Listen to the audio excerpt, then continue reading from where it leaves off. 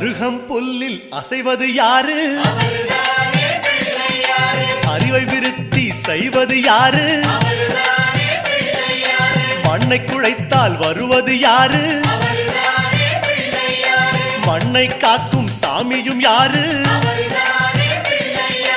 வெள்ளையருக்கில் உள்ளது யாரு? வெற்றி கொடுக்கும் நாயகன் யாரு? முன்னே வந்த சாமியும் யாரு?